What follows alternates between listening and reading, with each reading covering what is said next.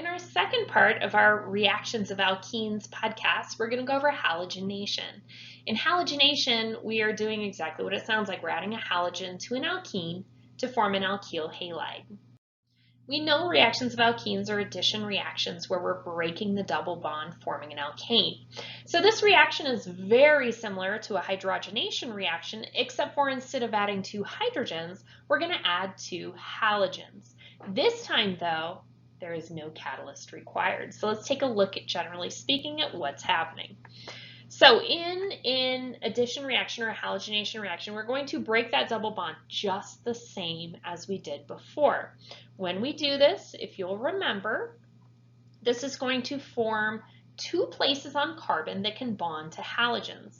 So I'm going to have one of my halogens bond to one carbon involved in the double bond, and my other halogen bonds to the other carbon involved in the double bond.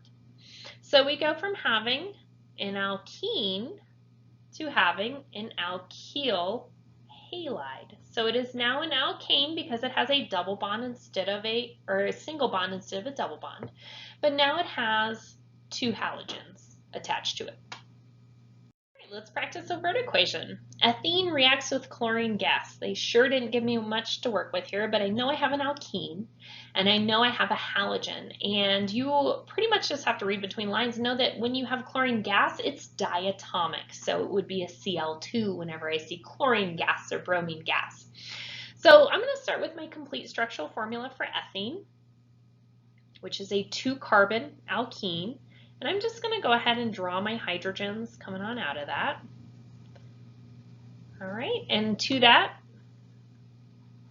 we're going to add chlorine gas. I'm going to draw my diatomic element like this. I like to see those two separate because they're going to different places. All right, so in a halogenation reaction, we break the double bond. And we're going to add a chlorine to each of the carbons that was involved in the double bond. That's how we know where they're supposed to be. So let's rewrite this now with the additional halogens. This is my original components. Now I have a chlorine in positions 1 and 2, and let's go ahead and name this for good practice. So this is ethane as my parent chain. 2 carbons, single bonds, and I have chlorines in positions 1 and 2. So this is 1,2 dichloroethane. The first time you see a cyclic alkene and you're reacting at one of these reactions, it can be a little bit off-putting. So I want to make sure that you have an example to go back to in your podcast. So here we're told cyclohexene reacts with bromine gas. So let's go ahead and start off with cyclohexene, which is a 6-carbon alkene. I get to put the double bond wherever I want because it's a cyclic and it does not matter. And there's no branches on it. And it's reacting with bromine gas. Again, I really like to draw these diatomics like this, especially in the beginning. We do not need a catalyst. And what's going to happen is we're going to break this double bond. Now, what's tricky about the cyclics is you have to remember there is a hydrogen coming off of each of these that forms your octet. When I break this double bond, that opens up a position for another bond or another substance to attach to those carbons. So each of my bromines is now going to attach to the carbons involved in the double bond. Oh, that's a bad. Let me try this again. Shapes are very tough. All right, so we have our cyclohexane this time because we have broken the double bond, and we have bromines coming off of the carbons that were involved in the double bond. So they're going to be in the 1,2 position.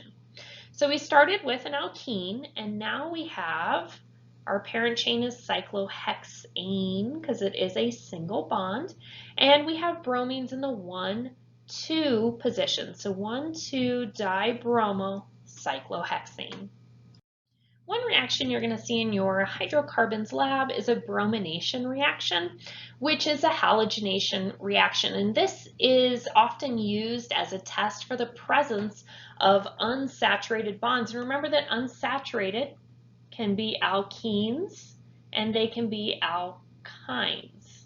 Okay, So bromine is a very red solution, so we add this red solution, and if it reacts, the red color disappears, and that indicates that you have a double or a triple bond present. So this would be considered a positive for an alkene or an alkyne, and this would be considered a negative. So this would be an alkane. So it's a way for us to test or at least better identify what family of molecules we're working with.